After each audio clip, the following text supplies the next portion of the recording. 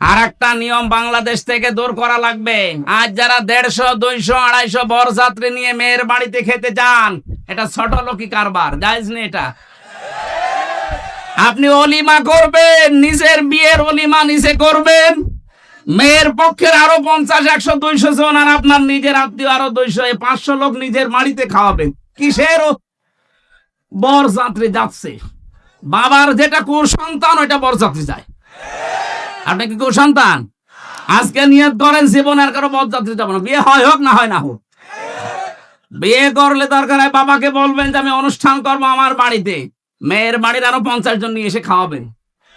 18, 20 বছর, 22 বছর এত কষ্ট করে এই মেয়েটা মানুষ করে আপনাকে দিচ্ছে, ওই মেয়েটার কোনো লাভ ওর মেয়ের আর মা আর বাবা পায় না, সব লাভ আপনার। এই কথা বলছেন এখন? আপনার সন্তান তার ধারণ করা লাগে, আপনার বংশ বৃদ্ধি করা লাগে, খেদমত করা লাগে, সারা জীবন আপনার বাড়ি থাকা লাগে। অথচ মেয়েটা মানুষ করে দিলেও তার কি লাভ আছে? কোনো লাভ নেই। খালি 18, 20 বছর, 22 বছর ওর পেছনে বিনা কারণে শ্রম দিয়েছে আর খরচ করেছে। আমি বারবার এটা বলছি কারণ আমার 3টা মেয়ে, কোনো ছেলে নেই। আমার তো বাঁচা লাগবে নাকি? না ভাই, এটা মাসলা, আপনি মেনে নেন, অন্তত আমাকেও বাঁচান। আমার ছেলে 3টা হলে আমি মাসলা বলতাম না মনে হয়। না, এই নিয়ম বাংলাদেশে যেহেতু আছে, কুমিল্লা ছেলে আছে কিনা জানি না, বরযাত্রী যান, এটা পাল্টাবেন।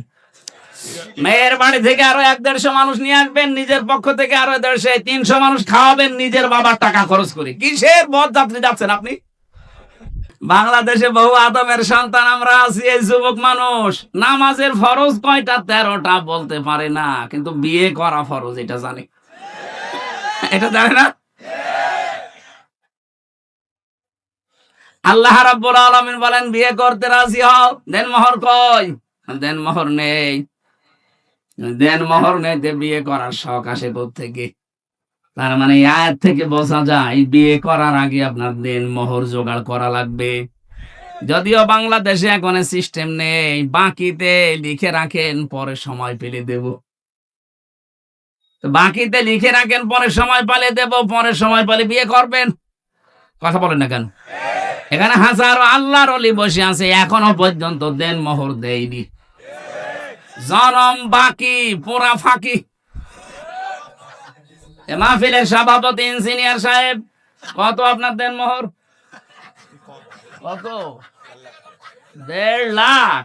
আপনি সেই আমার বাবার বয়সী, এরপরেও 1.5 লাখ, আর আমি আমার 50,000। না, 1.5 লাখ অনেক বেশি করে ফিটেছে। আলহামদুলিল্লাহ দিয়েছেন। হ্যাঁ, ঠিক আছে।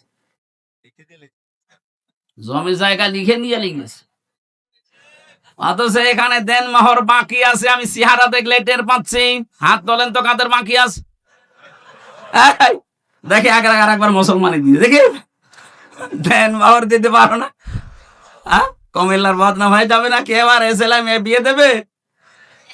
দেন মোহর বাকি আছে যাদের, না হাসি ঠাট্টার জন্য না, দেওয়া লাগবে। ওয়াতো হন না উজুর হন না ফারিদা, এটা নামাজ পড়ার মতো ফরজ। হযরত আদম বলেছিলেন আল্লাহ আমার অর্থ নেই, আমি দেন মোহর দেব দিকে রে। আল্লাহ তাকে শিখিয়েছিলেন আমার নবী মুহাম্মদুর রাসূলুল্লাহর উপরে 10 বার দরুদ শরীফ পড়ো। বিয়েটা হয়ে গেল, জিবরাইল নিজে কাজী হয়ে বিয়ে পড়িয়েছেন। বিয়ে শেষ করার পরে এবার আমি এই শব্দটা বলার জন্য আসলাম। আল্লাহ রাব্বুল আলামিন ডাক দিলেন আদমকে, অকুলনা ইয়া আদাম উসকুন আনতা ওয়া যাওজুকাল জান্নাতা ওয়াকুলা মিনহা রাগাদান হাইসু শি'তুমা। কয়েকটা মাসলা এখান থেকে আসবে, খুব ভালোভাবে শুনবে। আল্লাহ পাক বলেন আদম বিয়ে হয়ে গেছে, বউ নিয়ে চলে যাও বাড়িতে। জান্নাত হযরত আদমের বাড়ি আর আমাদের বাবার বাড়ি। কথা বলেন না কেন? জান্নাত হযরত আদমের বাড়ি আর আমাদের, আরো জোরে বলেন আমাদের। কি পেলেন এখান থেকে? বিয়ে করার পরে ওয়াকুলনা ইয়া আদাম উসকুন আনতা, আপনি নিজে, ওয়া যাওজুকাল জান্নাহ, আর আপনার স্ত্রীকে। তার মানে বউ বিয়ে করার পরে ওটা নিয়ে আপনার বাবার বাড়ি যাওয়া লাগবে। অথচ কত মানুষ আরো ঘর জামাই থাকে। আপনার লজ্জা নেই? আপনার বিয়ে করে বউ বাড়ি থেকে নিয়ে যাওয়া লাগবে বাবার বাড়ি, আর আপনি নিজে সহ থেকে যাচ্ছেন ঘর জামাই। না, এই সিস্টেম পাল্টান। এটা ছোট লোকি কারবার। বউ নিয়ে বাবার বাড়ি যাবেন, যেই শেষ নেই। আল্লাহ শিক্ষা দিয়েছেন এখানে তিনটা অকুলা। যারা আরবি গ্রামার বসে জিজ্ঞাসা করেন, আল্লাহ কিন্তু আংতা অকুলা দিতে পারতেন, একবারেই দিয়ে বসন দিয়েছেন যে নিজের বাড়িতে বউ নিয়ে যাওয়ার পরে নিজে মরণের খাওয়া খাবা, এরপরে বউকে খাওয়াবা না। একবারে কোলা দিয়ে বসন কেন দিলেন? আজ বাংলাদেশে নারী পক্ষ, নারী স্বাধীনতা আন্দোলন, নারী বিপ্লব পরিষদ, নারী মুক্তি পরিষদ, 13টা সংগঠন কাজ করছে মেয়েদের অধিকার আদায়ের জন্য। অথচ আল্লাহ যে অধিকার মেয়েদের দিয়েছে, কিয়ামত পর্যন্ত পৃথিবীর কেউ এই অধিকার দিতে পারবে না। আল্লাহ পাক কি সমতা দিয়েছেন দেখেছেন? কোলা আদম নিজে খাবে, তারপরে বউ খাবে, হবে না। যেই পরিমাণ যেই মানের খাবার নিজে খাবে, ওই মানের খাবার স্ত্রীকে খাওয়ানো লাগবে। এমনকি কোন মানুষ যদি ভালোবাসা মহব্বতের নজরে নিজের স্ত্রীকে খাবার খাওয়ায়, প্রতিটা লোকমা সাদগা দেওয়ার মতো সওয়াব হয়। মানুষ খাবার খাওয়ায় নিজের বউর বাদ দিয়ে অন্যের বউকে। ও বলছে ঠিক, তার মানে ও কি করে? কুমিল্লাবাসী, আজ বাংলাদেশে যদি আয়াতটা রাষ্ট্রীয় ভাবে কায়েম থাকতো, আল্লাহর কসম, মেয়েরা যে আন্দোলন গুলো করার জন্য বিভিন্ন ফাঁদে পা দিয়ে আজ বেপরদা হয়ে চালাচ্ছে যে আমাদের অধিকার দেওয়া লাগবে, সমান অধিকার। কিসের সমান অধিকার? আল্লাহ পাক আপনাদের অধিকার আমাদের চাইতে আরো 3 গুণ বেশি দিয়েছে। কি কথা বললেন আদমকে? যাওয়া কোলা নিজে যা খাবে, নিজে যা পড়বে, ওই পরিমাণে ওই মানের খাবার হওয়া লাগবে। আপনি নিজে খাচ্ছেন বিরিয়ানি, বউকে খাওয়াবেন খিচুড়ি, হবে না। ওই মানের খাবার তাকে দেওয়া লাগবে, নাই তো আপনি কিয়ামতে জালেম হয়ে উঠবেন। এই জন্য তো 2টা 3টা 4টা যাদের বউ, তারা যাতে ইনসাফ করতে না পারে, এই কারণেই তারা জাহান্নামী হয়ে যাবে। আল্লাহ 2টা 3টা 4টা বিয়ের কথা বলেছেন ঠিক, কিন্তু শেষে এসে বলেছেন যদি ইনসাফ করতে না পারো, যদি ভয় হয়, আশঙ্কা হয়, তে এক বউ নিয়ে সন্তুষ্ট থাকো। 2 নম্বরে রাগাদান হাইসো, সে তোমার বউ নিয়ে শুধু বাবার বাড়িতে, নিজের বাড়িতে নিয়ে আটক অবস্থায় রাখবা, ঘরের ভেতরে না। ওকে নিয়ে বেড়াতে যাবা, যেখানে ইচ্ছা যাবা, যা ইচ্ছা খাবা। তার মানে বউ নিয়ে বেড়াতে যাওয়া মাঝে মাঝে, এটা আদম নবীর সুন্নাত। এই নির্দেশ কার? আরো জোরে বলেন। কোনদিন নিয়ে গিয়েছেন কোন জায়গায় বেড়াতে? স্ত্রীকে সাজগোজ করার জন্য কোন স্বামী যদি অর্থ ব্যয় করে, নবীজি বলেন ওটা আল্লাহর রাস্তায় দান করার সওয়াব। মিজান সাহেব যদি ওনার স্ত্রীর জন্য প্রতি মাসে 20,000 টাকা করেও সাজগোজ করার জন্য কসমেটিক কিনে দেয়, মনে করবেন 20,000 টাকা আমি আল্লাহর রাস্তায় দান করে আসলাম।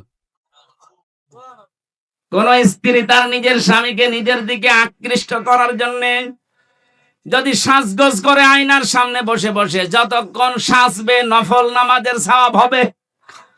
আজ এই পারিবারিক জীবনে ছোট গুরুত্ব দেয় না মেয়েরা, এই কারণে অধিকাংশ স্বামী পরকীয়া প্রেম করে। এটা আরেকটু জোরে বলতে পারলেন না? আর একটু জোরে বলুন। তার মানে পরকীয়া প্রেম এলাকায় চলছে।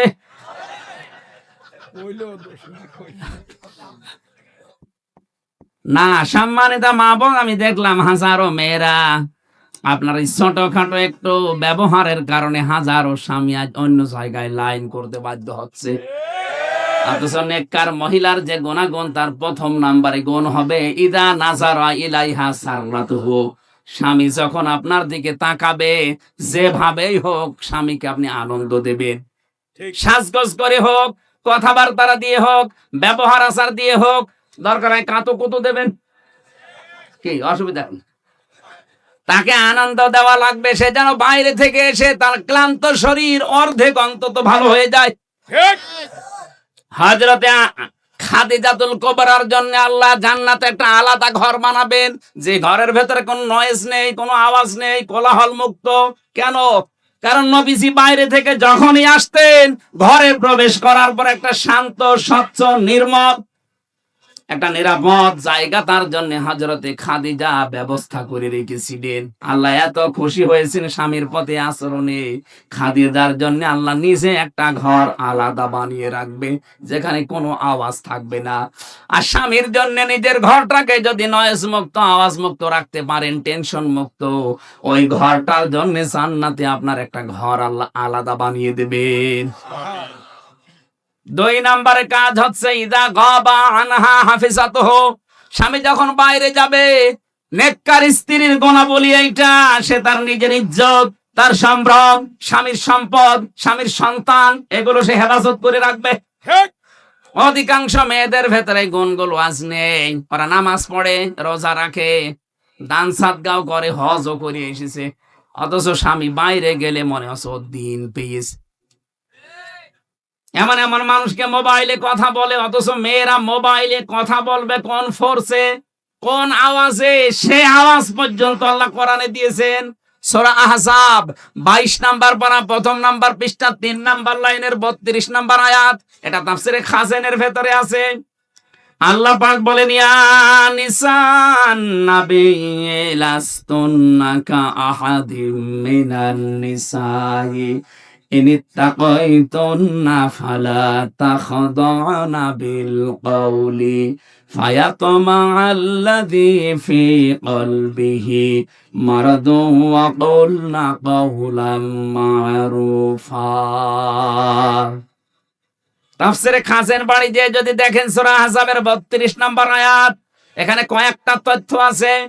আল্লাহ বলেন, হে নবীর স্ত্রীরা, যদিও নবীর স্ত্রীরা উম্মতের জন্য মা, উম্মতের জন্য কি, মায়ের প্রতি কেউ যত খারাপ ছেলে হোক খারাপ ধারণা করে, বলেন বলেন, অথচ আল্লাহ সেই মায়ের নাম দিয়ে বললেন, হে নবীর স্ত্রীরা, যদি কারোর সাথে কথা বলতে হয় পর্দার আড়াল থেকে, হেজাবের বাইরে থেকে, এখন আর পর্দার আড়ালে হেজাবের বাইরে না, এখন হচ্ছে মোবাইল ফোন, ফ্যাক্স, এই কথা বলে রাখেন।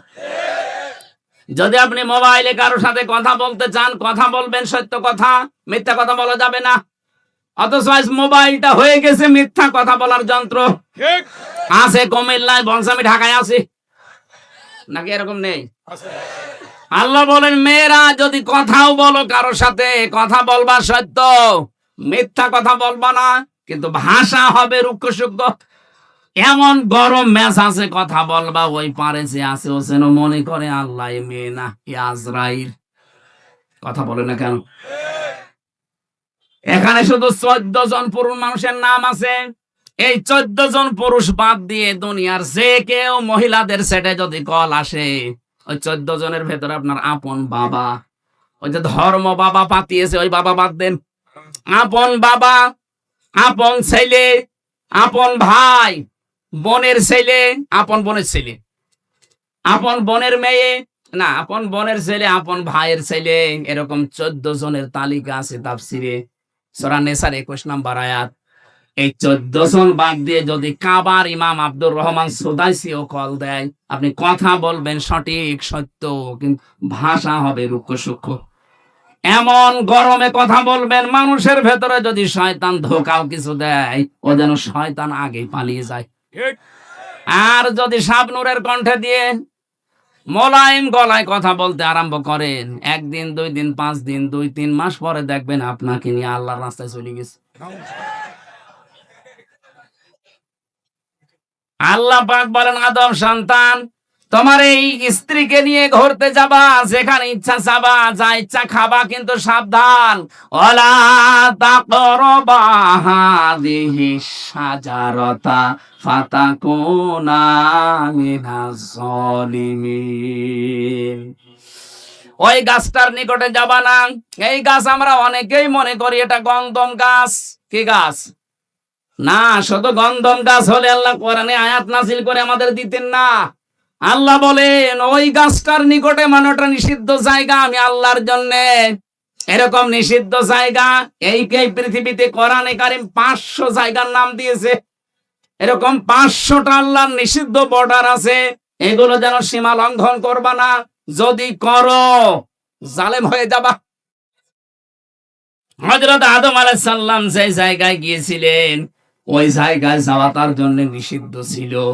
এ নিষেধ করেছিলেন কে? আরো জোরে বলেন। আপনার বউ নিয়ে ঘুরতে যাবেন, মেয়ে নিয়ে যাবেন, কিন্তু এমন অনুষ্ঠানে যাওয়া যাবে না যেখানে গেলে নিজেরও পর্দা থাকে না, বউরও পর্দা থাকে না। এরকম বিয়ে অনুষ্ঠান দেশে নেই? হ্যাঁ, কথা বলেন। শিশু মেলা যাবেন না যেখানে শিশু নেই, শুধু শিশুর খালারা আর মামারা। এরকম শিশু মেলা নেই দেশে? ওখানে গেলে অ্যাক্সিডেন্ট হবে। এই জন্য ওয়ালা তাকরাবা হাদিহি শাজারা, ওইটাও একটা গাছ। আদম নবীকে দিয়ে আল্লাহ এটা জানিয়েছেন, আমার বর্ডার দুনিয়াতে এরকম পুরা কোরআনে আল্লাহ 500 বর্ডার দিয়েছেন। সুতরাং বর্ডার যারা ক্রস করে, সীমা লঙ্ঘন যারা করে, তাদের জন্য যে দরজা, ওটার নাম জাহান্নাম। নাম কি? আরো জোরে বলেন। 2 নাম্বারটা বড় কঠিন জায়গা। আল্লাহ বলেন জাহান্নামে গেলে মা বা ওদের আশ্রয় স্থল হবে ওইটা, লাবিসিনা ফিহা হাকাবা, ওই মানুষগুলো চিরস্থায়ী ভাবে থাকবে ওখানে। আজ বাংলাদেশে অনেকে কি প্রচার করেছে আমি জানি না, অনেকে মনে করেন যে আমি জাহান্নামে যাব 2-5 দিন, 1 বছর, 5 বছর পরে বের হয়ে চলে আসবো। কি আর শাস্তি হবে, যা হয় হোক। বের হওয়ার সময় তো আবার হাউজে কাউসার থেকে গোসল করে আবার আগের হামজা হয়ে যাব। আপনি কি এটা দুনিয়ার জেলখানা পেয়েছেন নাকি? আমি 3 বছর আগে 64 কেজি হয়ে ঢুকেছিলাম।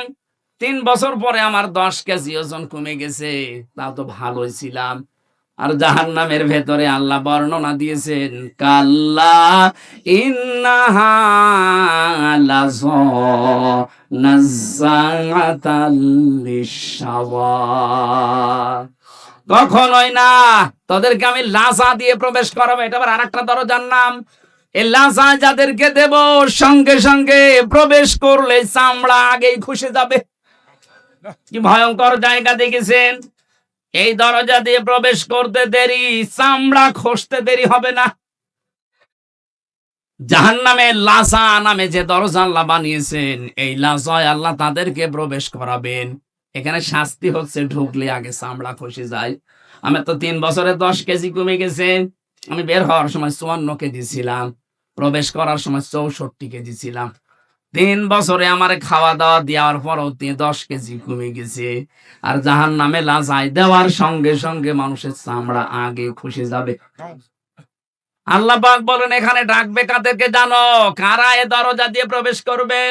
তাদউ মান আদবারা ওয়া তাওয়াল্লা ওয়া জামাআ ফাআওয়া। পৃথিবীর ময়দানে যাদেরকে সত্যের দিকে আহ্বান করা হয়, কিন্তু তারা উল্টো মুখ ফিরিয়ে চলে যায়। আর বাংলাদেশে এই প্রকার মানুষ বেশি। সত্যের দিকে আহ্বান করা হচ্ছে আল্লাহর কোরআন দিয়ে, নবীর হাদিস দিয়ে। আমি তো মন মতো কথা বলছি না, সবই দলিল দিয়ে বলছি। এগুলো শোনার পরেও যারা এবার টান করে মুখ ফিরিয়ে চলে যায়, হ্যাঁ বাদ দে। এই কথা যারা বলে মানুষগুলো জান্নাতে যাওয়া ওই রকম অসম্ভব, সোসের ছিদ্র দিয়ে উঠ যাওয়া যেরকম অসম্ভব। আমাদের আচরণ চরিত্র যেন এরকম আবার না হয়ে যায়। না বলছে বলুক, ওরকম বইলেই থাকে না। আমি আর কি মারার জন্য বলছি না। তাদের ডাক দেওয়া হবে তাদেরকে, মান আদবারা ওয়া তাওয়াল্লা, যে ব্যক্তি মুখ ফিরিয়ে নেয় আর উল্টো দিকে চলে যায়। আজ বাংলাদেশে এই অভ্যাসটা আমাদের অধিকাংশের হয়ে গেছে। না যে যত কোরআনের কথা এদেশে বলা হচ্ছে, এদেশ তো জান্নাত হয়ে যাওয়ার কথা। বিশ্বের কয়েকটা দেশ আমি কিছুদিন আগেও তো ঘুরে আসলাম। এই যে সিঙ্গাপুরে, মালয়েশিয়াতে এত কড়াকড়ি। সিঙ্গাপুরে কথা বলতে গেলে আমাদের দেশের মতো ওখানে 14 জায়গায় অনুমতি নেওয়া লাগবে। আমি এক জায়গায় কথা বলেছিলাম, অনুমতি নেওয়া ছিল না। এজন্য যারা আয়োজন করেছিল ওরাও বিপদে পড়ে গিয়েছিল, আমাদের দেশের মতো। ওই দেশে কোরআনের কথা এত ওপেনলি না, সব ঘরের ভেতরে, অডিটোরিয়ামের ভেতরে, মসজিদে, এরকম জায়গা বিশেষ আছে। আর আমাদের দেশে এত উন্মুক্ত থাকার পরেও আমরা দেখতে পাচ্ছি সত্যের দিকে আলেমরা হাত পা ধরতে বাকি আছে। এত দরদ মাখা কণ্ঠ নিয়ে আপনাদের বাঁচাতে চাই, জাতের লোকেরা দেখি না অ্যাবাউট টান করে উল্টা দিকে চলে যাচ্ছে। আপনি কিন্তু জাহান্নামে লাজা, এই দরজা দিয়ে যাওয়ার উপযুক্ত হয়ে গেছেন।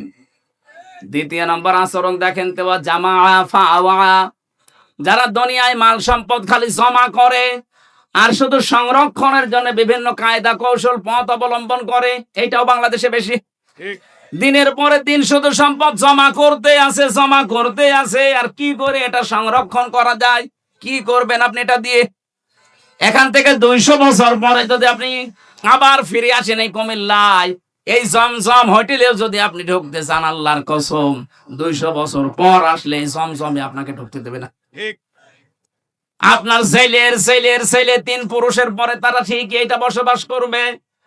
3 পুরুষের 150 বছর পার হয়ে যাবে, 200 বছরের মাথায় আপনি আসবেন। আপনার ছবিও যদি টাঙানো থাকে, ওই 3 নাম্বার পুরুষ যেটা, সে বলবে না কে আপনি, কিসের মিজান? আপনি যদি থাকতে চান তাহলে মসজিদে গিয়ে থাকেন গা। এই কথা বলেন না কেন? আল্লাহ রাব্বুল আলামিন এটা আমাদেরকে 1500 বছর আগে জানিয়েছেন। আমাল হায়াতুদ দুনিয়া ইল্লা মাতাউল গুরুর। দুনিয়ার জীবনটা কিন্তু ধোঁকা। ও আমার বান্দা বান্দিরা, অনেক ভালোবাসি তোমাদেরকে। ধোঁকায় পড়ে যে নিজের আসল পুঁজি নষ্ট করে ফেলো না। সুতরাং আমরা প্রশ্নপত্র হাতে পেয়ে গেছি, এরপরও যদি ফেল করি, আমার মনে হয় আমাদেরকে 5 থেকে 3 নামিয়ে দেওয়া দরকার। আমরা 3 নামতে চাই না, আমরা 4 থেকে 5 থেকে 6 উঠতে চাই। যেন দুনিয়ার জীবনটা যেন অন্তত আমরা বুঝি এটা একটা ধোঁকার জায়গা। সে যেই বলেন, আপনার মা বাবা ও ধোঁকা, ছেলে মেয়েও ধোঁকা। স্বার্থ ছাড়া এই পৃথিবীতে কোন মানুষকে ভালোবাসে আমি পাইনি। এই জন্য ধোঁকায় পড়ে যেন আমার আসল পুঁজি আমি নষ্ট করে না ফেলি। যাই করব আমার আখেরাতের পুঁজি যেন ঠিক থাকে। কথা বলে না কেন? আজ হারাম উপায় করেছেন যারা, একটা হারামকে আল্লাহ স্থায়িত্ব দেয়নি। কোরআনে কারিমে আল্লাহ জানিয়েছেন, ইয়ামহাকুল্লাহুর রিবা ওয়া ইউরবিস সাদাকাত। পৃথিবীতে যারা হারাম ইনকাম করবে, সুদ দিয়ে, মানুষকে ধোঁকা দিয়ে বোকা বানিয়ে যারা উপায় করে, এগুলো আমি আল্লাহ ধ্বংস করি। এর বাস্তব প্রমাণ এই দরবেশ কত কোটি কোটি টাকা আত্মসাৎ করেছে আপনি দেখেন। 36,000 কোটি টাকা কোথায় এখন? আজ শুয়ে আছে আমাদের মতো জেলখানায়, পার্টিতে শুয়ে আছে। বাস্তবতা এইটাই। কি হয়েছে এখন? যদি সে মারা যায়, বলেন তো, বাংলাদেশে 1 নাম্বার ধনের তালিকায় তার নাম ছিল। কি হলো এগুলো দিয়ে? পোড়াটাই আল্লাহ ধ্বংস করে ফেলেছে। আগস্টের 5 তারিখে দেখেছেন কত গাড়ি, 5 কোটি 8 কোটি 12 কোটি টাকার গাড়ি রাস্তায় পড়ে আছে, মালিক নেই। হারাম ইনকাম করলে আল্লাহ স্থায়িত্ব দেয় না, ওটা আল্লাহ ধ্বংস করে দেয়। কিন্তু বৈধ জিনিসের কোনো ক্ষয় নেই, যতটুকুই হোক আল্লাহ পাক নিজে বলেন আমি ওটা বৃদ্ধি করতে থাকি। প্রত্যেকটা জায়গায় যেন হারাম থেকে বেশি হালাল ইনকামের দিকে যতটুকু সম্পদ রেখে যান, যেন জায়েজ থাকে। আপনি একেবারে পাহাড় পরিমাণ তৈরি করে গেলেন, যদি ওটা সংরক্ষণের লাইন রাস্তা সব ক্লিয়ার করেও রেখে যান, 200 বছর তালিকা দিয়েছিলাম, 200 বছরও লাগবে না, 100 বছর পরে আসলেও আপনাকে আপনার নিজের ঘরে আর উঠতে দেবে না। আল্লাহ এই জীবন সম্পর্কে ভালোভাবে অনুধাবন করার তৌফিক আমাদেরকে দাও, বলেন আমিন। 2024-এর 5 আগস্টের আগ পর্যন্ত আমরা আই জাহিলিয়াত দেখি নাই, কিন্তু আমি জাহিলিয়াত দেখেছি। এটা আমাদের বুকের উপরে যে পাথর চাপা দিয়ে রেখেছিল, হযরতে বেলাল, হযরতে খাব্বাবকে যেভাবে অত্যাচার করেছিল, হয়তো এভাবে না হলেও ইনডাইরেক্ট এদেশের 18 কোটি মানুষ ঠিক বুকের উপরে একটা পাথর নিয়ে আমরা বসবাস করতাম। আল্লাহ যেন পাথরটা নিজের হাতে সরিয়ে দিয়েছেন। কোরআনে কারিমে সূরা নমলের 50 নম্বর আয়াতে আল্লাহ জানিয়েছেন, হে নবী, ওরা ষড়যন্ত্র করেছিল। এমন ষড়যন্ত্র করেছে, সূরা ইব্রাহিমের তাফসিরে পেয়েছি, পাহাড় পর্যন্ত টলে যাওয়ার উপক্রম হয়েছিল। মাকার না, আমি আল্লাহ নিজেও একটা কৌশল করলাম। ষড়যন্ত্র করে কাফেরেরা আর কৌশল করে আল্লাহ। শব্দ দুইটাই মাকার না, মাকরন এটাই মাসদার। কিন্তু বাংলা অর্থ করার সময় আকাশ পাতাল পাল্টিয়ে গেছে। কাফের বেঈমানদের বেলায় এই শব্দটার বাংলা অর্থ দাঁড়াবে ষড়যন্ত্র, দুর্বিসন্ধি। আর আল্লাহর ক্ষেত্রে এই শব্দটার অর্থ দাঁড়াবে কৌশল। অমাকারু অমাকার আল্লাহ আল্লাহু খায়রুল মাকিরিন। আল্লাহ বলেন ওরা ষড়যন্ত্র করেছে আর আমি আল্লাহ কৌশল করেছি, আমি সবচাইতে উত্তম কৌশলী। বাস্তবে দেখেনি 15.5 বছরে যত ষড়যন্ত্র ওরা করেছিল সবগুলোর মোকাবেলা আমাদের যা ইমানে সম্ভব না। আল্লাহ পাক মনে হচ্ছে নিজের কুদরতি হাতে এই কৌশল অবলম্বন করে সবগুলো দূর করে দিয়েছেন। হুয়া জিতাবাকুম ওমা জাআলা আলাইকুম ফিদ্দীন মিন হারাজ। তিনি সেই আল্লাহ যিনি তোমাদেরকে নির্বাচিত করেন। কুমিল্লাবাসী নির্বাচিত করা হয় যে পদ্ধতিতে, ওর নাম নির্বাচন। কথা বলেন না কেন? আজ বিশ্বের বিভিন্ন মোড়লদের কাছে ধর্ণা দিচ্ছে যারা পালিয়ে গেছে, দুই বোন একসাথে। ওনারা এখন বলতে চাচ্ছে যে আমরা নির্বাচিত ছিলাম, আমাদেরকে উৎখাত করা হয়েছে। এটা ডাহা মিথ্যা কথা। আপনি নির্বাচিত ছিলেন এই 15 বছরে, শয়তানও বিশ্বাস করে না। এমনকি যদি কেউ ঘোড়াকে জিজ্ঞাসা করে, ঘোড়াও হাসবে যে একটা কথা বললি। আমি কথা বলতে পারি না, কিন্তু আমি তো হাসতে পারি। যে কথা শুনলাম এ তো আমিও না হেসে পারি না। ঘোড়া দাঁত বের করে হাসবে না? এত বড় ডাহা মিথ্যা কথা একটা হাসি মানুষ বলেন কি করি? হাসিদের বদনাম হয়ে যাচ্ছে। এজন্য আশা করছে আমরা যেহেতু হাসি, আমাদের গায়েও লাগে কেউ মিথ্যা বললে। মানুষ গালি দেয় শালার পাঁচি। কথা বলেন না কেন? এই জন্য আমরা আশা করব অন্তত আপনারা দুই বোন একসাথে পালিয়েছেন, একটু আল্লাহ বিল্লাহ করেন। কথা বলেন না কেন? মিথ্যা কথা, মিথ্যা তথ্য মানুষকে দিয়ে আর বিভ্রান্ত করবেন না পৃথিবীর মানুষকে। সারা দুনিয়া জানে যে 15.5 বছরে কোনো নির্বাচন হয়নি। এই মিথ্যা কথা মানুষকে বলে কি আপনি লাভ করতে পারবেন? হ্যাঁ, ষড়যন্ত্র করছেন, এর মোকাবেলায় আল্লাহ বলেন আমি নিজে কৌশল করি। অমাকার না, একালিপ টান আছে জমা মোতাকাল্লিম। এটা হামজার দায়িত্ব না, কৌশল করা দায়িত্ব কার? যেহেতু আল্লাহ আমাদেরকে নির্বাচিত করেছেন লক্ষ লক্ষ নবীর উম্মতদের মাঝখান থেকে উম্মতি মুহাম্মদ হিসাবে, আর আমাদের উপরে যত বিপদ আপদ মুসিবত আসবে, ষড়যন্ত্র আসবে, ওমা জাআলা আলাইকুম ফিদ্দীন মিন হারাজ, দিনের উপরে চলতে থাকবেন। যত ষড়যন্ত্র আসবে, বিপদ আপদ আসবে, আল্লাহ বলেন আমি নিজে এখানে কর্তা, নিজে দায়িত্ব নিয়ে ওগুলো সব সরিয়ে দেব। আপনি লক্ষ্য করে দেখেন 15.5 বছরে জুলুম অত্যাচারের স্টিম রোলার যেভাবে চলেছে। 1500 বছর আগের কথা জানি না, কিন্তু 15.5 বছর দেখলে মনে হচ্ছে আমরা আগার সে আইয়ামে জাহিলিয়াতের যুগে ফিরে গিয়েছিলাম। এই কঠিন পরিস্থিতি মোকাবেলা করা শুধু আমাদের দ্বারা হয়নি, আল্লাহ নিজে এই বিপদ আপদ সরিয়ে দিয়েছেন। সর্বশেষ সরিয়েছেন 2024 সালের 5 আগস্টে। কথা বলেন না কেন? কেন সরালেন? আল্লাহ রাব্বুল আলামিন বলেন ফালাম্মা নাসু মা যুকিরু বিহি ফাতাহনা আলাইহিম আবওয়াবা কুল্লা শাই। সূরা নামের 44 নম্বর আয়াতে আছে, পৃথিবীর মানুষ যখন আমি আল্লাহর আদেশ নিষেধ ভুলে যায়, তখন তাদের বরকতের যা দরজা, শান্তির দরজা, ওগুলো আমি আল্লাহ খুলে দেই।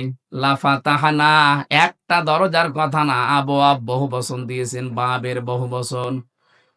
ওদের আনন্দের যত দরজা আছে, সুখের যত দরজা আছে, আমি আল্লাহ নিজে খুলে দেই। কোন সময়? যখন তারা আমার আদেশ ভুলে যায়। আমার ভাইরা, 6 সালের এই পরে 7 সালে ডিসেম্বর মাসে সিরাজগঞ্জ থেকে একবার অনুষ্ঠান করে বাড়ি যাচ্ছিলাম। তখন বাসে আসতাম, বাসের পেছনে ড্রাইভারের পেছনে বসে আছি, গাড়ি যাচ্ছে। হঠাৎ দেখলাম রাস্তার মাঝে একটা কুকুর মরে পড়ে আছে। ড্রাইভার কুকুরের উপর দিয়ে না দিয়ে বাম দিয়ে চালিয়ে দিল, গাড়ি ঝাঁকি দিয়েছে। ড্রাইভারকে বললাম, আপনি এমন করলেন, এখনই তো উল্টিয়ে যেত। ড্রাইভার আমারে বলছে, দেখছেন একটা কুকুর মরে পড়ে আছে, আমি ডবল করে চাপা দেব, আমার বিবেক নেই। আমি বললাম, আরে ভাই, এ তো মরা কুকুর, এতে মেরে ফেললে কি আর না মারলে কি, এ তো মরেই গেছে। ড্রাইভার আমার দিকে ঘুরে বলছে, হুজুর আপনি কি আসলেই হুজুর নাকি ভান ধরেছেন? আপনি কেমন হুজুর? আপনি দেখেন একটা মরা গরু মরা কুকুর পড়ে আছে, আমি ডবল করে চাকা চালাবো, আমার বিবেক কি মরে গেছে? আহ পিঠের ওপরে থাবা দিয়ে বললাম, আপনার নাম কি? বলছে, সুব্রত। নাম শুনে বুঝলাম ইমান নেই কিন্তু বিবেক আছে। এক কথা বলছেন এখন, ওর ইমান আছে, নামেই বোঝা যাচ্ছে ইমান নেই। সুব্রত বালা, তার মানে বিবেক আছে। একটা মরা জিনিস, যদিও নিকৃষ্ট জীব কুকুর, তারপরও আপনি মারতে পারলেন না ডবল করে। এই পৃথিবীতে আমরা চোখে দেখা গত বছরে জীবিত মানুষকে পিটিয়ে সাপের মতো মেরে ফেলার পরে দেখলাম তার লাশের ওপরে ড্যান্স দিচ্ছে। এটাকে মানুষ বলা সম্ভব? এদের কাজ নিষিদ্ধ করা হচ্ছে এমনিতে না, আমি নাম ধরেই বলছি। ছাত্রলীগ নিষিদ্ধ করার মতো 100 কারণ আমি বলতে পারবো এখন, কিন্তু এদের বৈধতা দেওয়ার মতো একটা কারণও নেই। আপনি যাদের বৈধতা দেবেন কোন কারণে একটা দেখান। বিশ্বজিৎকে যারা মেরে ফেলতে পারে, একটা হিন্দু মানুষ যে মেরেছিল ওই শাওন, তাদের একজন আমার সাথে জেলে ছিল। বলছে, ভাই এমন কপ দিলাম, আমারে বারবার বলছিল যে কিসের শিবির, আমি হিন্দু মানুষ। আমি আপনাদের মতো হাফ হাতা না, আমি ফুল হাতা, তারপরেও ছাড়ি নাই। কথা বুঝতেছেন? আমি ওই দিন ওই শব্দটা শুনেছিলাম যে আমরা মুসলমানরা হাফ হাতা আর ওরা ফুল হাতা। একটা একটা করে আপনি জাহাঙ্গীরনগর বিশ্ববিদ্যালয়ের দিকে তাকান, 100 মেয়ের ইজ্জত সম্ভ্রম নষ্ট করার পর ওরা মিষ্টি বিলোচন করেছে যে আমরা সেঞ্চুরি করলাম। 100টা কারণ আমার এই মোবাইলে আছে যে 100টা কারণে ওদের নিষিদ্ধ করা যায়, কিন্তু বৈধতা দেওয়ার জন্য আমি একটাও পাইনি। আপনি তো বলেন তো যে এই কারণে বৈধতা দেওয়া যায়, বলেন তো কি করেছে? এত যা করেছে সবে অবৈধ কাজ। আমার যেটা শিক্ষা দেওয়ার বিষয় ছিল, একটা মানুষ 6 সালের এই ঘটনা যিনি ঘটিয়েছেন, যার নেতৃত্বে সারা দেশ থেকে লগি বইটা নিয়ে মানুষ গিয়েছে, হুকুমের আসামি হিসাবে তো তার নাম থাকা দরকার। কারণ আমরা এই কুমিল্লা থেকে তো আর ঢাকায় যেতে চাইনি, আপনার কথা মতোই আমি গেছি। মনে করলাম 6 সালের পরে আল্লাহ মনে হয় সব উল্টিয়ে দেবে, না 2 বছর পরে দেখি না, আল্লাহ নিজেই পাল্টিয়ে তাদের হাতে ক্ষমতা দিয়ে দিল, সে যেভাবেই হোক। মনে করলাম 5 বছর গেল যাক, ও আল্লাহ 14 সালে 9 সালে দেখি 14 সালে আবার আল্লাহ তাদেরকে দিয়েছে, 18 সালে দেখলাম আল্লাহ তাদেরকে দিয়েছে, 24 সালেও দেখলাম আল্লাহ তাদেরকে দিল। কোরআনের এই আয়াতের দিকে তাকিয়ে মনে করলাম আল্লাহ মনে হয় এই আয়াতে যা বলেছে ঠিক না। ও আল্লাহ কয়দিন পরে দেখি আল্লাহ তার এই আয়াতের বাস্তবতা একেবারে অক্ষরে অক্ষরে দেখিয়েছে। হাত্তা ইযা ফারিহু বিমা উতু, আমি তাদেরকে যে নিয়ামত দিয়েছিলাম, আমার এই দানকৃত ক্ষমতা বলেন, টাকা পয়সা বলেন, পাওয়ার বলেন, প্রভাব প্রতিপত্তি বলেন, যেগুলো নিয়ে তারা শান্তি শান্তি শান্তি অনুভব করত, আমার এই দানকৃত বস্তু নিয়ে যখন তারা আনন্দে আত্মহারা হয়েছিল, ফারিহু বহু বচন আছে, তারা যখন আনন্দে মেতেছিল, আখাযনাহুম বাগতাতান। এখানে যারা আরবি গ্রামার বোঝে জিজ্ঞাসা করেন, আখাযনা এক আলিফ টান আছে, এর ফাইল কর্তা সরাসরি আল্লাহ নিজে, হোম দিয়েছেন। এরপরে আল্লাহ পাক বলেন, আমি নিজে তাদেরকে ধরলাম বাগতাতান, আকস্মিক ভাবে, ফাইদা হুম মুবলিসুন, ওরা হতাশ হয়ে গেল, নিরাশ হয়ে গেল। আপনি তাকান আয়াতের দিকে, 1500 বছর আগে নাজিল হওয়া, আমার মনে হচ্ছে 2024 সালের 5 আগস্টে 1:30টার সময় নাজিল হয়েছে। দেড়টার সময় আল্লাহ এমন হঠাৎ করে ধরেছে যে দুপুরে খাবার খাবে তাও সময় পায়নি। এর নাম বাগতাতান, আকস্মিক ভাবে ধরা। এতটুকু আল্লাহ আয়াতটা শেষ করে দেয়নি, পরের শব্দে জানিয়েছেন ফাইদা হুম মুবলিসুন। ও মানুষগুলোর চেহারার দিকে আপনি তাকিয়ে দেখেননি নবী? ওরা হতাশ হয়ে পড়েছে, নিরাশ হয়ে গেছে। যতগুলো জালেম এই 5 তারিখের পরে ধরা পড়ছে, আপনি তাকান, প্রত্যেকের চেহারায় হতাশার ছাপ। এই যে কালা মানিক চেহারা দেখেছিলেন যেদিন ধরা পড়ে, কলার পাতায় শুয়েছিল, এমনকি বিসি পর্যন্ত উড়ে গেছে। ওর সংসার করার কাজ শেষ। সংসার করবা।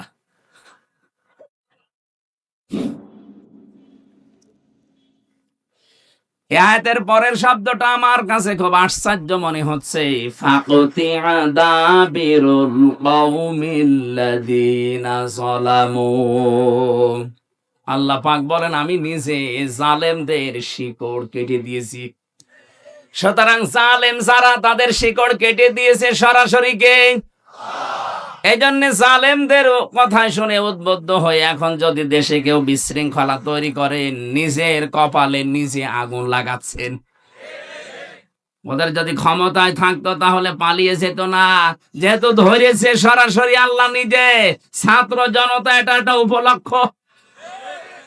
বিএনপির মতো, জামাত ইসলামের মতো এত বড় বড় রাজনৈতিক দল 15.5 বছরে এক চুলও নড়াতে পারে নাই। সেখানে নিরস্ত্র, কিচ্ছু হাতে নেই, খালি হাতে ছাত্র ছাত্রী। আমার মনে হয় আল্লাহ ঠিক আবাবিল পাঠিয়েছিল।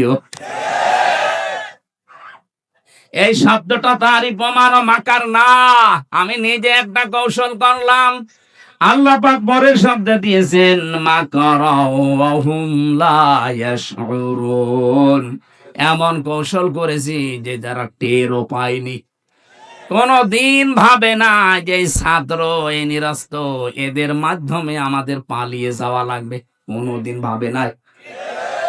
আল্লাহ রাব্বুল আলামিন পরের আয়াতে জানিয়েছেন ফাংজুর, নজর করে দেখো, কাইফা কানা আকিবাতু মাকরিহিম। দুনিয়ায় যারা ষড়যন্ত্র করেছিল তাদের পরিণাম আমি কি করেছি আপনি তাকান। আন্না দাম্মারনাহুম ওয়া কওমাহুম আজমাইন। আল্লাহ পাক শুধু আন্না দিতে পারতেন, আন্না একালি টান দিয়ে জানিয়েছেন অবশ্যই আমি ওদের এবং ওদের জ্ঞাতি গোষ্ঠী যারা ছিল প্রত্যেকের শিকড় আমি আল্লাহ নিজে কেটে দিয়েছি। তাদের প্রত্যেকের শিকড় কাটার দায়িত্ব কার? এখানে শিকড় কেটে দিলে ওইটা আর দাঁড়িয়ে থাকতে পারে না। এদেশে জালেমদের ভিত আর নেই। ষড়যন্ত্র যাই করছেন বিভিন্ন ইস্যু নিয়ে, একটাও টিকবে না।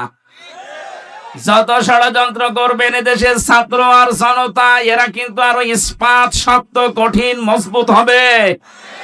ছোটখাটো যে মনোমালিন্য গুলো আছে আপনাদের, এই ছোটখাটো ষড়যন্ত্রের কারণে আরো বেশি মজবুত হয়ে যাবে। শেষে বলবেন আল্লাহ আগেই তো ভালো ছিল।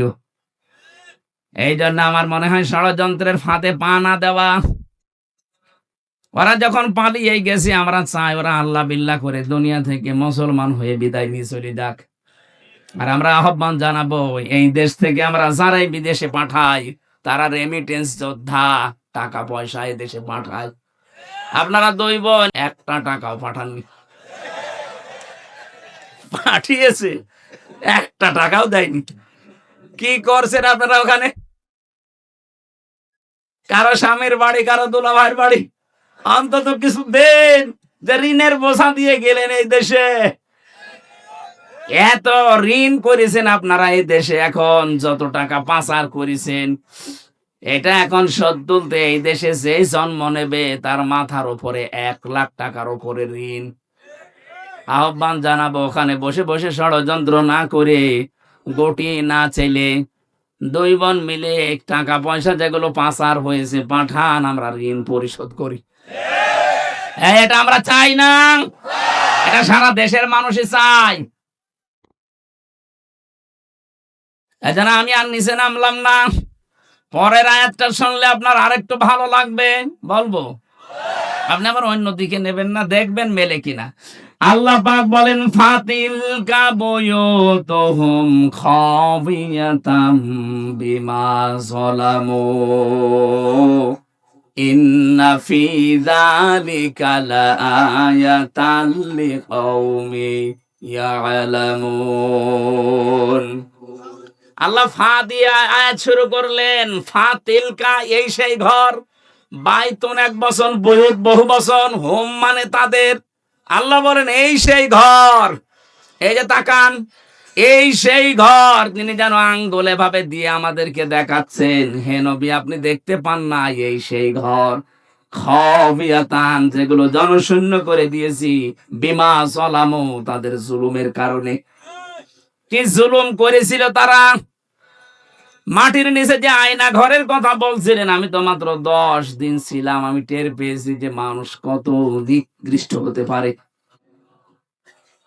ওখানে কত মানুষ 2 বছর, 5 বছর, 8 বছর, 10 বছর, 14 বছর পড়ে আছে, কেউ জানে না। এত বড় বড় নখ হয়ে গেছে, চুল দাড়ি গপ, মনে হচ্ছে জঙ্গল থেকে বেরিয়ে আসতেছে। কিছু কিছু মানুষ এই বড় বড় নখ দিয়ে দেওয়ালের সাথে খুশিয়ে খুশিয়ে লিখে রেখেছে যে ভাই যদি বাইরে যেতে পারেন তবে নাম্বারে একটু বলবেন যে আমি বেশি আছি। টের পাচ্ছেন? 10 দিনে আমার জীবন অতিষ্ঠ হয়ে গেছে, আমার মাজা এখনো পর্যন্ত ব্যথা। মুফতি ফখরুল ইসলাম আমার সাথে ছিলেন, উনি বলছিলেন, হামজা ভাই আপনার সাথে কি করে জানি না, তবে আমার এই পায়ের ভেতর দিয়ে হাত দিয়েছে এইভাবে, পায়ের ভেতরে হাত দিয়ে সামনে যে লোহার ব্যারিকেড দেওয়া ওর সাথে আটকে হ্যান্ডকাপ দিয়ে লাগিয়ে দিস। 2 মিনিট 5 মিনিট না, বছরের পরে বছর। 1.5-2 মিনিট সময় দিত টয়লেট করার জন্য। সকালে কয়েকটা পচা ছোলা দিয়েছে তো দেখতাম, দুপুর বেলা দিয়েছে যা খাবার মনে হচ্ছে কেউ মাখিয়ে দিয়েছে। পারলে খান, না পারলে রোজা রাখেন। মাঝে মাঝে ভাবতাম আল্লাহ যারা দায়িত্বে এখানে আছে এরা বাইরে যে সংসার করে কি করে। এদের তো মা বাবা স্ত্রী সন্তান আছে, এদের তো বন্ধু বান্ধব আছে, বাইরে যে এরা মিলামেশা করে কি করে। অবশ্যই এরা লাল পানি খায় অথবা ওরা ঘুমের বড়ি খায়, তাছাড়া স্বাভাবিক ভাবে জীবন এই দৃশ্য দেখে যাওয়ার পরে ওদের বাইরে গিয়ে সংসার করা সম্ভব না। এত বড় জুলুম যেখানে করেছিলেন, বিভিন্ন নেতাদের বাড়িতে শুনতাম টর্চার সেল আছে, আবরার ফাহাদকে পিটিয়ে মারার মতো জায়গা বানিয়ে রেখেছে। এরকম কঠিন ভয়ঙ্কর দৃশ্যগুলো যারা তৈরি করলেন, আল্লাহ পাক বলেন এই জুলুমের কারণে ওদের বসবাসের ওই ঘর বাড়ি আমি আজ বিরান, জনশূন্য, উজাড় গৃহ বানিয়ে দিয়েছি। এর বাস্তব প্রমাণ বাংলাদেশ। আপনি আমার কুষ্টিয়ায় চলেন হানিফের বাড়ি দেখতে, কি জৌলুসপূর্ণ বাড়ি, কি জাঁকজমকপূর্ণ ঘর, অথচ এখন মনে হচ্ছে জাতীয় টয়লেট। শুধু এইটা না, গত পরশুদিন আমি দিনাজপুরে ছিলাম, ওখানকার যিনি এমপি ছিল, মন্ত্রীও ছিল এক সময়, সেই লোকটার বাড়ি আমাকে দেখাতে নিয়ে গেল। কি অবস্থা, আমার মনে আছে 8-9 জন মিলে একসাথে টয়লেট করছে, মনে আছে জাতীয় টয়লেট পেয়েছে। অথচ কয়েকদিন আগে ওখানে মানুষ গিয়ে দুর্বিসন্ধি করতো, ষড়যন্ত্র করতো মানবতার বিরুদ্ধে, ইসলামের বিরুদ্ধে, মুসলমানদের বিরুদ্ধে। আপনি মিলাতে পারছেন না। আল্লাহ যেন দেখিয়ে দিচ্ছে এই সেই ঘর, এই সেই, বলেন আপনি ঢাকার ধানমন্ডি যান, এই সেই ঘর। আজকেও পেপারে দেখলাম 4-5 জন একসাথে বসেছে টয়লেট করতে, মানে প্রসাব করছে, মনে হচ্ছে একবার দল বেঁধে চলে গেছে। আমার বাস্তব জীবনের একটা কাহিনী আমি শিক্ষার জন্য বলি। 2016 সালে গিয়েছিলাম হজে। আমি তাওয়াফ করা শেষ করলাম, তখন বেশ ভালোই লাগছিল। হঠাৎ আমি উপরে গিয়ে যেই দাঁড়িয়েছি দেখি আমার পেটে মারাত্মক ব্যথা। এক পুলিশকে ডাক দিয়ে বললাম, ভাই এতক্ষণ তো ভালোই ছিলাম, এখন আমার পেটে ব্যথা করছে, খুব যন্ত্রণা। পুলিশ আমার দিকে তাকিয়ে ওর ভাষা দিয়ে বলছে, ইয়া হাজি ওর হজ্জাত আয়না বিলা দুকা। ও হাজি, দেশ কোথায়? আমি, জি তুমি? বাংলাদেশ। বাংলাদেশ থেকে এসেছি। আমারে বলছে আপনি এটা কোন জায়গা জানেন না? না তো। বলছে এটা আবু জাহেলের বাড়ি, আপনি এখনো পায়খানা না করে দাঁড়িয়ে আছেন, তাড়াতাড়ি করেন। হ্যাঁ, সত্যিই পায়খানা করে দেখি আমার পেটের ব্যথা ভালো হয়ে গেছে। আল্লাহ আমাকে জানাতে চেয়েছে, হামজা এত টাকা খরচ করে আসলে ৬,০০০ কিলোমিটার দূর থেকে, আর এই শয়তানের বাড়ি পায়খানা না করে চলে যাবা, তাড়াতাড়ি করো। আমার তো মনে হচ্ছে ওই দৃশ্যের পরে বাংলাদেশে বহু জালেমের বাড়ি ঘর আল্লাহ জাতীয় টয়লেট বানিয়ে দেবে। দেশের মানুষের পেটে ব্যথা হবে, বিভিন্ন রকমের মান্যত করবে, ওখানে যে পুরা করবে। এক কথা বলেন না কেন? এখান থেকে আগামী প্রজন্ম যারা যারা যেন শিক্ষা নেয়, এজন্য আগে তিলকার আগে ফা দিয়েছেন, এটা ব্যাখ্যা। আল্লাহ বলেন শুধু এইটাই না, পরবর্তী যারা পৃথিবীতে জালেম হবে, জুলুম করবে, যেখানে বসে ওই জায়গাটা আল্লাহ অভিশপ্ত করে দেবে। এখানে আগামী যারা ক্ষমতায় বসবেন তারা যেন জালেম হয়ে না যান। আমি আশা করছি কথা বোঝাতে পেরেছি। এরপরেও যদি কেউ না বোঝার ভান করেন, এদিকে আসেন, ছড়ি কোদাল দিয়ে বোঝাচ্ছি। এটা আমি আয়াত খেলা করার জন্য পড়ি নাই। আগামীতে যারা চেয়ারে বসবেন তারা যেন জালেম হয়ে না যান, শিক্ষা নেবেন। 5 বছর হয়তো জুলুম করবেন, জনতা কিন্তু জেগে উঠবে। একবার যখন আবু সাইদের মতো জীবন দিয়া শিখা ফেলেছে, এদেরকে আর দাবানো যাবে না। এক আবু সাইদের কারণে লক্ষ লক্ষ আবু সাইদ আজ বাংলার বিভিন্ন জায়গায় দাঁড় হয়ে গেছে। ষড়যন্ত্র যদি না থামে, এরাও কিন্তু জীবন দিতে প্রস্তুত। এই জন্য যেই ফাঁদে পা দিয়েছেন থামেন। ইসকনের নাম নিয়ে হোক আর বিভিন্ন নামে আজ যেগুলো চালাচ্ছেন, যেখানে আছেন ওখানেই থামবেন। এটা কিন্তু ইন্ডিয়া না, এটা এখনো বাংলাদেশ। এদের হয়তো আর কিছু নেই, যতটুকু ইমান আছে ইমানের সামনে দাঁড়ানোর ক্ষমতা এখনো কারো নেই। কথা বলেন ঠিক কিনা? আমরা আর কিছু না মানি, অন্তত এটা বিশ্বাস করি যে আল্লাহ একজন আছে। এক কথা বলেন না কেন? আমার মনে হয় শুধু আমরা না, এদেশে আমরা যারাই বাস করি অন্য ধর্ম অনুসরণ করতে পারে, কিন্তু উপরওয়ালা একজন আছে, এ কথা তারাও বলে। কথা বলেন। আপনি পিনাকি ভট্টাচার্যের দিকে তাকান, আমার মনে হয় যে ওর 100টা কথা বললে 90টা আল্লাহর নামে বলে। অথচ নাম দেখেছেন, ধর্ম দেখেছেন পিনাকি ভট্টাচার্য, হিন্দু মানুষ। আপনি গয়েশ্বর বাবুর কাছে যান, 14টা কথা বললে আমার মনে হয় 10টায় আল্লাহর নামে বলে। সবাই এই পৃথিবীতে যারাই আছে, বিশেষ করে এই বাংলাদেশে, এরা সবাই বিশ্বাস করে আল্লাহ একজন আছে, উপরওয়ালা একজন আছে। কারণ বিপদে পড়লে আমরা দেখি দলমত থাকে না, সবাই তখন ডাকে কাকে? আমি ছোটবেলায় বরিশালে পড়তাম, ওই সময় ব্রিজ ছিল না, নৌকায় যাওয়া লাগতো। লঞ্চে টলারে নৌকায় যখন যাচ্ছি, হঠাৎ দেখি ঝড় উঠেছে নৌকায়, টলাটলি করে নৌকা। আমরা যারা মুসলমান আছি বলছি লা ইলাহা ইল্লাল্লাহ। একজন দাদা হিন্দু আর দাদি দুইজন মিলে আমাদের সাথে পড়ছে লা ইলাহা ইল্লাল্লাহ। কি গো, চেহারা দেখে মনে হচ্ছে অন্য ধর্মের। এই যে এখানে কি দেওয়া থাকে, তিলক। ডাক দিয়ে বললাম, দাদা মুসলমান হয়েছেন কবে? বলছে হইনি। কালেমা পড়লেন? বলছে যে ঝড় উঠেছে ও কালী দুর্গার কাজ না, আল্লাহ লাগবে। বিপদে পড়লে সবাই ডাকে কাকে? আমরা আজকে শিক্ষা নিয়ে যাওয়া লাগবে।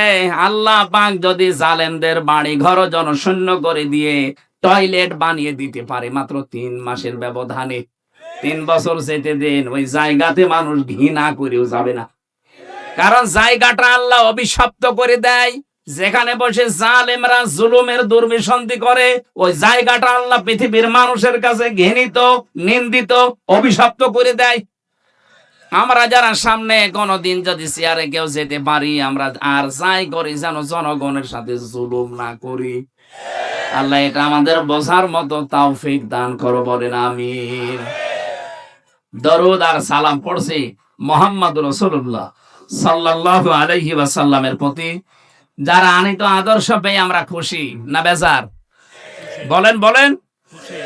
এই জামানায় যদি হযরতে মুসা আলাইহিস সালাম আসতেন, হযরতে ঈসা নবী পর্যন্ত আসতেন, আর তারা যদি আমাদের নবী মুহাম্মদ রাসূলুল্লাহকে না মানতেন, বিশ্ব নবী জানিয়ে গেছেন আমি নবুয়ত পাওয়ার পর থেকে কিয়ামত পর্যন্ত যদি মুসা নবী ঈসা নবীও আসে আর আমার আদর্শ বাদ দিয়ে নতুন কিছু মেনে চলে, নবী হওয়ার পরও তারা জাহান্নামী। আপনি এই কথার ওজন টের পাচ্ছেন? এত বড় নবী, আল্লাহর সাথে যিনি কথা বলতেন কালিমুল্লাহ, আল্লাহর রূহ বলা হয় হযরতে ঈসা রূহুল্লাহ, এই সমস্ত নবী এখন যদি আসতেন আর মুহাম্মদুর রাসূলুল্লাহর আদর্শ বাদ দিয়ে যদি অন্য কাউকে মেনে চলতেন, তারা পর্যন্ত জাহান্নামী হয়ে যেতেন। তা আপনি যাকে মেনে চলেন, যার আদর্শ মতো চলেন, উনি কি মুহাম্মদুর রাসূলুল্লাহর চাইতেও দামি? আমি ইঙ্গিত দিলাম, জ্ঞানী মানুষ আশা করছে আপনি বুঝে ফেলেছেন। এরপরও যদি কেউ না বোঝার ভান করে থাকেন, আপনার এখানে বসে নবী ওয়াজ করলো আপনার কাজ হবে না। এই কোরআন কিন্তু নবীজি আবু জেহেলের সামনেও যেভাবে পড়েছিলেন, আবু বকরের সামনেও ওইভাবেই পড়েছিলেন। আবু জেহেল কোরআন শোনার পরে তার শয়তানি বেড়ে গেছে, আর আবু বকর কোরআন শোনার পরে তার ঈমান যা ছিল আরো বেড়ে গেছে। এখানে যারা বসেছেন, যদি আবু বকরের মতো মন নিয়ে বসে, ঈমান যা আছে মাস্ট বি আরো বাড়বে। যাদাতুহুম ঈমানা, তাদের ঈমান বাড়তেই থাকবে। কিন্তু আবু জেহেলের মতো মন নিয়ে যদি বসে, আমি আমির হামজা না, কাবার ইমাম আব্দুর রহমান সোদাইসি ওয়াজ করলেও আপনার ঈমান বাড়বে না, আপনার শয়তানি বাড়বে। আশা করছি আপনি আবু জেহেলের মতো মন নিয়ে না, আবু বকরের মতো মন নিয়ে বসবেন। এক কথা বলেন না কেন? আমার আজকের আলোচনার বিষয় যে জাহান্নামের আয়াত পড়লাম, এমনি পড়ি নাই। পৃথিবীতে যে সেই ধরনের অপরাধ করবে, আল্লাহ পাক তাকে ওই জাহান্নামের দরজা দিয়ে প্রবেশ করাবে। আমি বহুবার এই কুমিল্লাতে এসেছি, বিশেষ করে 3টা বছর তো জালেমের জেলখানায় ছিলাম। এর আগে যতবার এসেছি বহু জায়গায় বলেছিলাম যে জাহান্নাম নিয়ে আমাদের এই দেশে, বিশেষ করে বাংলাদেশ আর ভারত, এই 2টা দেশে একটা ভ্রান্ত তথ্য দেওয়া আছে। আমরা মনে করি জাহান্নাম 7টা আর জান্নাত 8টা। না, জাহান্নামের স্তর বা জান্নাতের স্তর 7টা 8টা হতে পারে, কিন্তু জান্নাত আর জাহান্নাম একটাই। আমি এটা বানিয়ে বলছি না। সূরা নাহাল না হিজর, সূরা হিজরের ভেতরে আছে 14 নম্বর পারার 3 নম্বর পৃষ্ঠা 7 নম্বর লাইনের 43-44 নম্বর আয়াত। আল্লাহ পাক বলেন, লাহা সাবাতু আবওয়াব লিকুল্লি বাবিম মিনহুম জুজুম মাকসুম। এই জাহান্নামের দরজা 7টা। যে যে ধরনের অপরাধ করবে, আল্লাহ তাকে দিয়ে সেই দরজা দিয়ে প্রবেশ করিয়ে শাস্তি দেবে। তাহলে জাহান্নাম কয়টা? এই যে প্রাইমারি স্কুল দেখেন, স্কুল তো একটা, ক্লাসরুম 5টা। যে যেই ক্লাসে পড়ে সেই দরজা দিয়ে সে প্রবেশ করে। আপনি ক্লাস 5-এ পড়েন, আপনি 4-এর ক্লাসে এসে বসে থাকবেন, আপনার কোনো লাভ আছে? ক্লাস 2-তে পড়েও কোনোদিন ক্লাস 5-এ যে বসে থাকলে লাভ আছে? না, আপনাকে বসতেও দেবে না, ওখানে ক্লাস করতেও দেবে না। কারণ যে ক্লাসে পড়েন ওই দরজা দিয়ে প্রবেশ করে ওই জায়গায় বসেন। জাহান্নামে একটা, তার স্তর আল্লাহ বানিয়েছেন 7টা। আমরা জানি জান্নাত 8টা স্তর বানিয়েছেন, আমরা মনে করি 8টা। না, আল্লাহ পাক জান্নাতের স্তর বানিয়েছেন 100টার উপরে। এই কোরআনে আছে।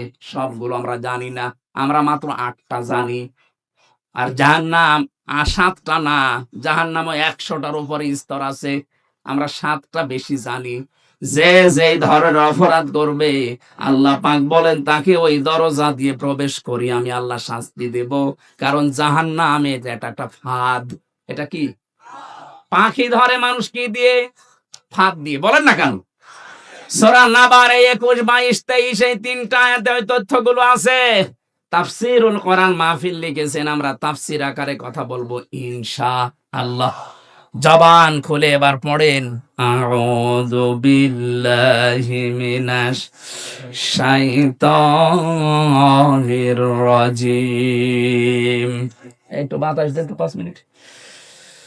বিসমিল্লাহির রহমানির রহিম।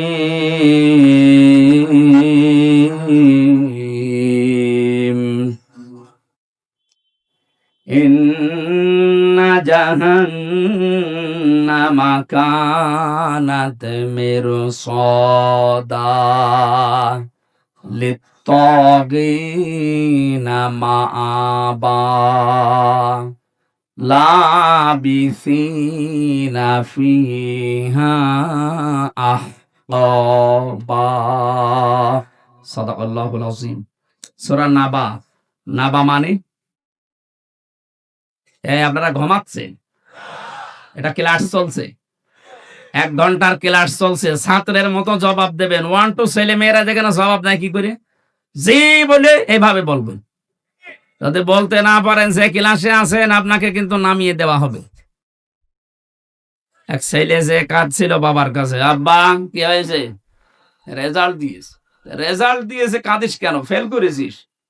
কথা বলছে না, যেই থাপ্পড় দিয়েছে বলছে আব্বা ফেল করলে তো একটা কথা ছিল, ছিলাম 5-এ নামিয়ে দিয়েছে 3-তে। কি ছাত্র দেখে, আর পরীক্ষা কি দিয়া দিয়েছে, ফেল করলে তো অন্তত ক্লাসে থাকতে পারতাম। এমন পরীক্ষা দিয়েছি, স্যাররা রাগ করে আমার 2-3 নামিয়ে দিয়েছে। এখনো 5 উঠতে আমার 3 বছর লাগবে। এখানে যারা ক্লাস করছেন আজকে জবাব দেবেন একেবারে 5-এর মতো, যেন অন্তত 6-এ ওঠা যায়। এই কথা বলে না কেন? হ্যাঁ, এইভাবে জবাব দেবেন। আজকের আলোচনাটা গুরুত্বপূর্ণ এই জন্যে, পৃথিবীতে আমরা যে যেই ধরনের কাজে আছি, অপরাধে আছি, আমলে আছি, এইটা দিয়ে আল্লাহ জাহান্নামের ওই দরজা প্রস্তুত করে রাখবে। কারণ এটা একটা ফাঁদ আমাদেরকে ধরার জন্য আল্লাহ বানিয়েছেন। আমরা এখন নিজেরাই চিন্তা করবো যে আমাদের জীবনের দিকে একটু তাকাই, আসলে আমি কোন দরজা দিয়ে প্রবেশ করার মতো উপযুক্ত হলাম। যদি হয়ে থাকে তাহলে এই মুহূর্তে রাস্তা বাদ দিয়ে জান্নাতের 100টা স্তর আছে, যে কোনো একটা রাস্তায় আমি দৌড়াবো। কথা বলেন না কেন? আশা করছি আপনি বুঝবেন যদি স্থির থাকেন। আল্লাহ বলেন অবশ্যই জাহান্নাম কানাত মিরসাদা, এটা একটা ফাঁদ, এটা আমি বানিয়েছি। কেন এ ফাঁদ বানালাম, কাদের জন্য? লিত্তাগিনা মাআবা।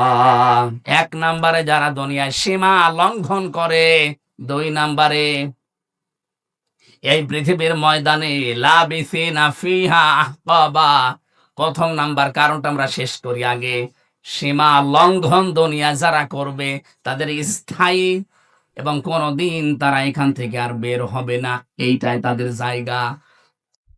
তাহলে প্রথম নম্বরে জাহান্নামে, এই যে একটা নাম, এটা যে দরজাগুলোর নাম বলছে, জাহান্নাম একটা, লাজা একটা, হতমা একটা, হাবিয়া একটা, সাঈর একটা, সাকার একটা, এরকম 7টা দরজা, মেন দরজা আছে, আর ছোটখাটো দরজা 100টার উপরে। এর প্রথমটায় ভয়ঙ্কর একটা নাম, জাহান্নাম। নাম কি বলেন বলেন? একটা দরজার নাম মনে করেন এটা ক্লাস 5-এর দরজা, এখান দিয়ে আল্লাহ প্রবেশ করাবে। প্রথম নাম্বারে তাদেরকে প্রবেশ করাচ্ছে দুনিয়াতে যারা সীমা লঙ্ঘন করেছেন। সীমা লঙ্ঘন কি? সেই দুনিয়া তৈরির পর থেকে আল্লাহ এটা আমাদেরকে আগে জানিয়েছেন, আমাদের আদি পিতা আদমের মাধ্যমে। হযরতে আদম আলাইহিস সালাম জান্নাতের ভেতরে বেশ আরামেই ছিলেন, কিন্তু তার মনের ভেতরে একটা অজানা অশান্তি ঘুরপাক খাচ্ছিল। রব্বুল আলামিন এটা টের পেয়ে তার ঘুমন্ত অবস্থায় বাম পাজরের একটা হাড় বের করে একটা সুন্দর মহিলাকে আল্লাহ বানিয়ে রাখলেন, নাম দিলেন হাওয়া। হযরতে হাওয়া এত সুন্দরী ছিল, যেহেতু আল্লাহ নিজে হাতে করে তাকে বানিয়েছেন। আল্লাহ পাক বলেন লাকাদ খালাকনাল ইনসানা ফি আহসানি তাকওয়িম। মানুষের এই চেহারাকে আমি আল্লাহ এত সুন্দর করে বানিয়েছি। তাফসিরে আয়াতের তাফসির পড়তে গিয়ে দেখলাম পৃথিবীর জমিনে যত নারী আল্লাহ পাঠিয়েছেন, 4 জন নারীকে আল্লাহ সবচাইতে সুন্দর বানিয়েছিলেন। তার 1 নম্বরে হযরতে হাওয়া, 2 নম্বরে ওই যে জুলাইখা, 3 নম্বরে ইব্রাহিম নবীর প্রথম স্ত্রী হযরতে সারা, 4 নম্বরে নবীজির ছোট মেয়ে হযরতে ফাতেমাতুজ জোহরা রাদিয়াল্লাহু তাআলা আনহা। এত সুন্দর করে আল্লাহ তাদেরকে বানিয়েছিলেন, কিয়ামত পর্যন্ত এত সুন্দরী মানুষ আর দুনিয়ায় আসবে না। আমরা ঐশ্বরিয়াকে দেখে অনেক অজ্ঞান হয়ে যায়। হযরতে আদমের স্ত্রী হাওয়া আলাইহিস সালাম আমাদের আদি মাতা, তাকে দেখলে আপনি না খেয়ে থাকতেন। এজন্য আমাদের আদি পিতা হযরতে আদম ঘুম ভাঙার পরেই তাকে দেখলেন, তাকালেন, ধরতে গেলেন। এটা বিপরীত লিঙ্গের প্রতি একটা আকর্ষণ। এক কথা বলছেন, বিপরীত লিঙ্গের প্রতি এটা কি? আরো জোরে বলেন। এটা তৈরি করে দিয়েছে কে? যুজ্জিনা লিন্নাসি হুব্বুশ শাহাওয়াতি মিনান নিসা। মানুষের কাছে আকর্ষণীয় করে দিয়েছি 9টা জিনিস, তার 1 নাম্বার স্ত্রী, মেয়ে লোক। এজন্য আমরা সাবধান। অনেকে বলছে জেদা করছে করুক গা, আপনি বেঁচে থাকেন না, হবে না। 2 তলা নৌকা চলছে, উপর তলায় আমরা আছি বড় বড় হুজুর নিয়ে, নিচ তলায় আছে ইনারা। বারবার উপর তলায় পানি নিয়ে আসতে যায়। আমরা যদি বলি ঝামেলা করেন কেন, নিচে পানি নেই, ওরা বলে যে ঠিক আছে, তোমার উপরে আর ডিস্টার্বে আসবো না। নিচে তক্তা একটা খুলে নিয়েছে, ওপরে আমরা যদি এ দৃশ্য দেখে বলি ঠিক আছে, যে যা করছে করুক গা, লা ইলাহা ইল্লাল্লাহ। ওরা যেমন নিজেরা ডুববে, আমাদেরকেও ডুবাবে। এখন এই পানি থেকে যদি বাঁচতে চান, এই কাজ যারা করছে, তওকার তক্তা যারা খুলে ফেলছেন, অবশ্যই উপরে যারা আমরা আছি, লা ইলাহা ইল্লাল্লাহ এখন বাদ দিয়ে তাড়াতাড়ি করে ওদের নিষেধ করা লাগবে। যদি নিষেধ শুনতে না চাই, পিটানো লাগবে। পিটিয়েও কাজ না হলে বেঁধে রাখা লাগবে। বেঁধে রেখেও কাজ না হলে মেরে ফেলা লাগবে। কথা বলছেন এখানে? কারণ আমাদের তো বাঁচা লাগবে নাকি? আপনি সংক্রামিত আরম্ভ করে শুধু নিজেরা মরবেন না, আল্লাহ রাগ করে যদি গজব দেয় আমরাও মরবো। এই কারণে আমার বাঁচতে হবে আগে। বারবার আমরা আহ্বান জানাই, প্রতিবাদ জানাই, কষ্ট হয় আমাদের, এর পরেও আমরা প্রতিবাদ জানাচ্ছি। আপনি অপরাধ করে নিজে মরবেন না, আমারে নিয়ে মরাবেন। কথা বলেন ঠিক কিনা? আমরা আমাদের নিজেদের বাঁচার তাকিদে হলেও এই প্রতিবাদ করছি। হযরতে আদম আলাইহিস সালাম যখন ধরতে গেছেন, আল্লাহ বলে তাকানো যাবে না, ধরাও যাবে না। হযরতে আদম আলাইহিস সালাম বলেছিলেন, আল্লাহ তাকানো যাবে, ধরা যাবে, কোন বুদ্ধি আছে ওইটা বলেন। আল্লাহ পাক বলেন বুদ্ধি একটা আছে, বিয়ে করা লাগবে। হযরতে আদম বলছে, আল্লাহ আমি আগেই রাজি। আগে রাজি মানে